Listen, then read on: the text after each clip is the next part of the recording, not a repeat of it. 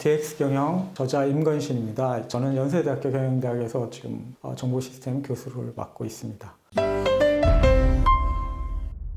기존의 책들은 디지털 트랜스포메이션에 대해서 디지털 트랜스포메이션이라는 경우에는 그 두 단어로 구성되어 있잖아요. 디지털이랑 트랜스포메이션. 그래서 디지털이라는 거는 결국은 디지털 기술을 말하는 거고, 트랜스포메이션은 이제 전환, 어떻게 바꿀 건지 그런 내용인데, 대부분의 기존의 책들은 디지털 쪽, 그 디지털 트랜스포메이션의 첫 번째 단어, 그 디지털 기술에서만 좀 초점을 많이 맞췄는데, 그렇게 맞추다 보니까 트랜스포메이션에 대한 부분이 좀 소홀해졌고, 그 부분이 소홀해지니까 결국은 디지털 트랜스포메이션을 좀 시작하려고 하는 기업이라든지 추진하고 있는 기업 중에서 어떻게 이걸 성공적으로 마무리할 건지, 트랜스포메이션 어떻게 성공을 시킬 건지에 대한 가이드로서는 좀 부족한 부분이 있을 거라는 걸 제가 파악을 해서, 제 책은 디지털 기술에 대한 것도 좀 전반적으로 좀 정리를 해드렸지만은 뒷부분 트랜스포메이션이라는 거, 그걸 어떤 식으로 해서 성공을 시킬 건지 그 부분을 좀 강조를 해드렸고요.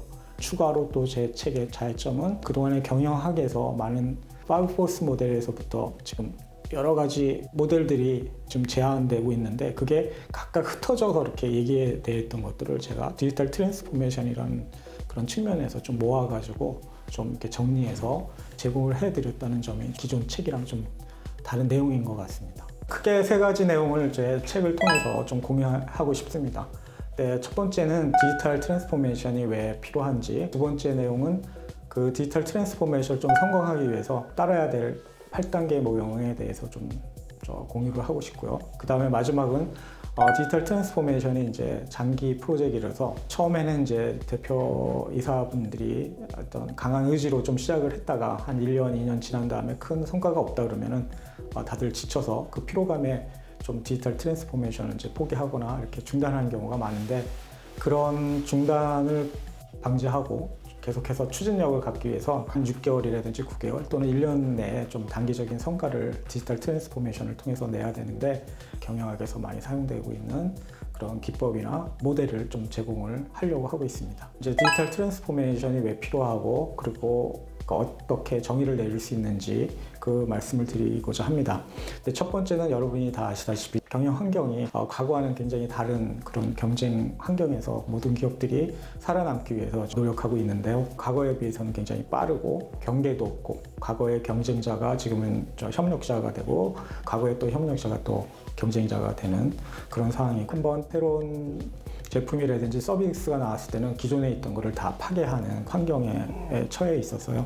그래서 기업이 이런 환경에서 계속 살아남기 위해서는 굉장히 힘든 상황인데, 그래서 모든 지금 기업에서 관심사는 어떻게 해서 지속 성장을 할 것인가에 대한 그런 관심사가 큰데, 저는 디지털 트랜스포메이션을 지속 성장을 위한 전략의 일환으로서 좀 보고자 합니다. 첫 번째, 이제 많은 기업들이 과거에는 이제 지속 성장을 위해서 어떤 자연 성장, 오가닉 그로스라고 해서 기업에서 제품이나 서비스만 잘 만들어내면은 어느 정도 수준까지는 계속 잘 팔리는 그런 전략을 취해왔었는데, 그것은 당연히 이제 과거의 어떤 안정적이고 이런 환경에서는 이제 먹혔지만, 지금 같은 환경에서는 더 이상 유효하지 않을 그런 전략입니다. 성장의 어떤 한계를 맞이하는 경우에는 또 기업들이 두 번째로 취할 수 있는 거는 이제 다른 기업들을 인수를 해서 사이즈를 키워나가거나 기술 같은 거를 도입을 한다든지 해가지고 좀 성장을 좀 추구하는 그런 전략을 취하는데, 그 인수 전략도 이제 단기적으로 굉장히 좀 성공하는 케이스가 있다고 그러지만, 이제 결과를 장기적으로 봤을 때는 좀 포착하기가 어려운 그런 전략이기 때문에, 가장 효과적인 전략으로 이제 그동안에 많은 기업에서, 그리고 뭐 학계에서도 제안을 하고 있는 거는 혁신이었습니다. 이노베이션. 근데 이노베이션은 지속 성장을 위한 최적의 전략으로서 좀 제안이 되고 있는데, 근데 이 디지털 혁신이라는 것은 정의를 내린다 그러면은 시장 통찰력, 그 시장에서 어떤 변화가 일어나 있고 고객이 어떤 니즈가 있는지 그런 걸 파악을 해서 기술을 적용을 해서 그거를 새로운 서비스나 제품이나 어떤 가치를 창출하는 것으로 정의를 내릴 수 있는데, 이거는 최근에 디지털 기술이 나오면서 시장 통찰력에다가 디지털 기술을 적용한 어떤 디지털 혁신으로 좀 더 진화되어 있고, 그 다음에 디지털 혁신에서 좀 더 그 범위를 조직, 기업의 전체 전 분야, 그러니까 제품이나 서비스를 바꾼다든지 그다음에 운영 프로세스를 바꾼다든지 고객 경험을 새로운 경험을 제공을 해준다든지 그다음에 비즈니스 모델을 아예 바꾼다든지 조직 구조를 아예 바꾼다든지 하는 조직 전반에 대한 변화를 디지털 기술을 가지고 하는 것 그런 것들을 지금 대두되는데 그것이 바로 디지털 트랜스포메이션이라고 저는 정의를 내리고 있습니다. 그래서 디지털 트랜스포메이션이라는 거는 간단히 보면은 조직 변화를 디지털 기술을 활용을 해서 그래서 디지털 조직 변화랑 디지털 기술의 결합으로 간단하게 정의를 내릴 수 있을 것 같습니다. 그러니까 이것은 이제 첫 번째 제가 이제 디지털 기술을 지속 성장의 전략의 일환으로서 이렇게 정의를 내린 거고요. 그다음에 이제 IT 업계 컨설팅이나 이제 연구하는 사람들 측면에서 그동안의 디지털 트랜스포메이션에 관련된 용어들이 나왔었는데 디지타이제이션이랑 디지털라이제이션 뭐 이런 용어들이 나왔는데 그런 용어의 측면에서 또 한번 정의를 내릴 수 보면은 디지타이제이션은 이제 아날로그 정보를 디지털 정보로 바꾸는 거. 그러니까 예전에 뭐 LP 음악을 CD나 이런 쪽으로 디지털 음원으로 이렇게 바꾸는 것이라고 했으면은 디지털라이제이션은 그런 디지털로 바뀐 음원을 가지고 뭐 그 아이튠즈나 아이패드를 통해서 비즈니스 모델을 해가지고 가치를 창조를 하는 어떤 운영 프로세스의 디지털화를 디지털라이제이션이라고 했고 아직도 많은 전문가나 이런 분들 중에 일부는 디지털라이제이션을 디지털 트랜스포메이션이랑 거의 동일어로 사용하는 경우도 많습니다. 디지털 트랜스포메이션은 좀 디지털라이제이션보다 더 범위가 큰 그러니까 정보의 디지털화 플러스 운영의 디지털화 플러스 조직 전체에 대한 디지털화를 의미한다고 볼 수 있고요. 그래서 다시 한번 정의를 드리면은 디지털 트랜스포메이션은 결국은 디지털 기술을 활용한 조직 변화라고 볼 수 있습니다. 디지털 트랜스포메이션의 이제 정의를 제가 간략하게 제가 말씀드렸고 디지털 트랜스포메이션의 성공 모델을 좀 말씀드리기 전에 디지털 트랜스포메이션을 적용할 수 있는 영역을 크게 5가지로 분류할 수 있습니다. 제품 서비스를 새롭게 만든다든지 하는 제품 서비스 전환, 그 다음에 운영 프로세스의 전환, 그 다음에 고객한테 새로운 경험을 제공해주는 고객 경험 전환, 그 다음에 비즈니스 모델을 새롭게 바꾸는 전환, 그 다음에 조직 구조의 전환 이렇게 크게 5가지 적용 영역이 있다고 볼 수 있습니다. 두 번째 내용으로 디지털 트랜스포메이션의 성공 8단계에 대해서 말씀을 드리겠습니다. 그래서 처음 이 8단계를 이제 크게 3가지로 보면 첫 번째는 이제 분위기 조성 단계가 필요하고요. 디지털 트랜스포메이션에 대한 왜 필요한지 이걸 꼭 해야 된다는 그런 분위기 조성 단계가 필요한데 그리고 추진 노력을 이제 강화해야 되는 그런 단계가 필요하고 그 다음에 디지털 트랜스포메이션 같은 경우에 이제 장기 프로젝트이기 때문에 지속적인 추진력을 유지하는 게 필요합니다. 그래서 크게 그 3가지 단계로 나눌 수 있고 좀 디테일하게 보면은 8단계로 나눌 수 있는데 분위기 조성 단계에서 첫 번째 단계로서 위기감 조성이 좀 필요합니다. 그러니까 조직 구성원들 모두 디지털 트랜스포메이션이 좀 왜 필요한지 디지털 트랜스포메이션을 하지 않으면 우리 기업이 도태되고 우리의 일자리를 잃을 수 있다는 그런 위기감 조성이 좀 필요합니다. 그리고 두 번째 단계에서는 이제 전담 추진팀을 좀 구성을 할 필요가 있는데 전담 추진팀을 구성을 할 때 그 구성원들을 조직 내에서 좀 어떤 평가가 좋고 그다음 면망이 있고 어떤 추진력도 있고 어떤 결정권이 있는 그런 사람들을 위주로 좀 구성을 할 필요가 있고 또 특히 디지털 트랜스포메이션에서 중요한 그 도구인 디지털 기술에 대한 인원들이 좀 확보가 돼야 될 필요가 있습니다. 그래서 디지털 인력을 사내에서 어떤 조달을 한다든지 아니면 심지어 외부에서 영입을 할 필요가 있습니다. 그리고 세 번째는 이제 전담 추진팀에서 그 디지털 트랜스포메이션을 우리가 하게 되면 미래의 우리 기업의 모습은 어떤지 그런 비전을 좀 제공할 필요가 있고요. 그래서 그 당연한 거지만 이제 비전이 모든 사람들이 봤을 때 바로 이해될 수 있는 어떤 명확하고 또 구체적인 그런 비전을 제공해야 될 것 같고요. 그 다음에 그 비전을 이제 추진하기 위해서 어떤 전략을 추구할 건지 그런 전략도 명확하게 개발할 필요가 있습니다.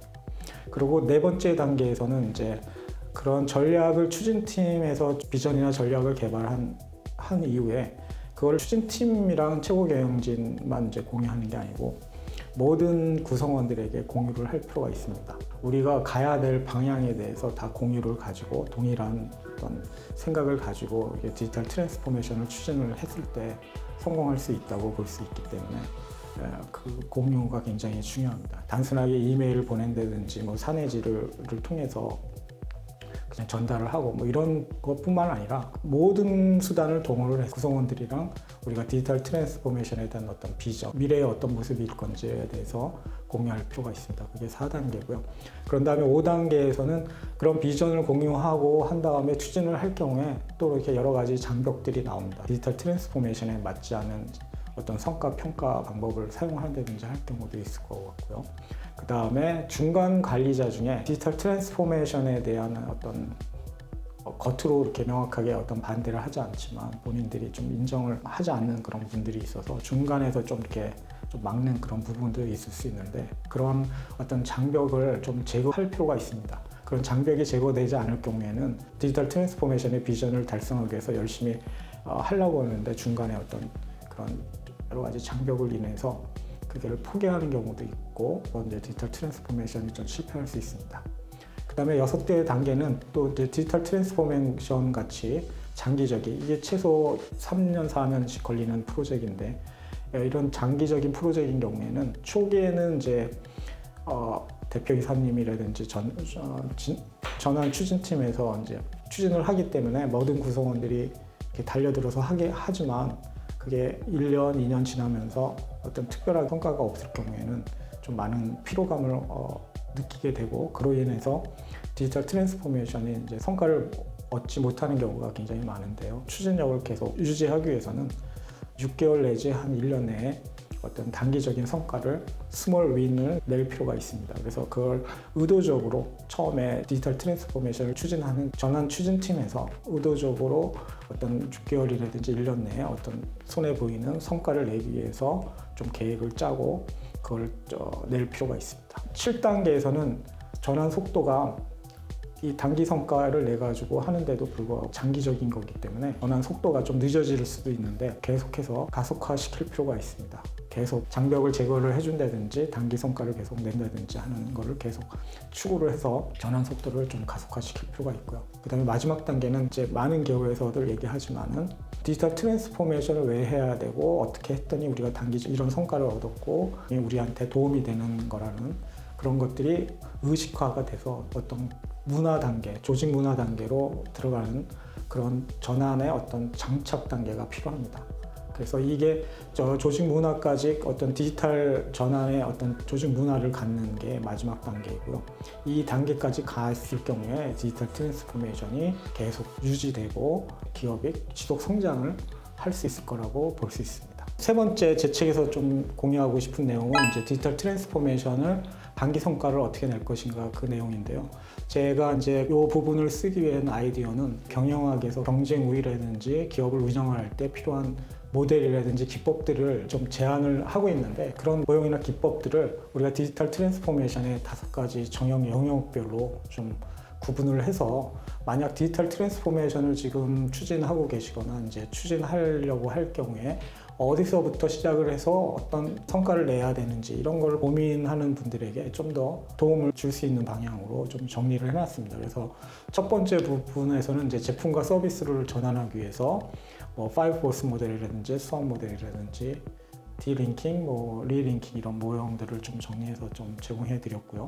두 번째 운영 프로세스 전환을 위해서는 가치 사슬 모델 정리를 해 드렸고요. 그다음에 세 번째 고객 경험 전환을 위해서는 디자인 싱킹, 고객 여정 지도, 그다음에 고객 자원 생명주기 이런 모델들을 좀 정리해서 좀 드렸습니다. 네 번째 부분인 비즈니스 모델 전환을 위해서는 마법의 삼각형, 비즈니스 모델 캔버스, 비즈니스 모델 패턴, 그다음에 고객 가치 사슬의 디커플링 이런 모형들을 좀 정리했고요.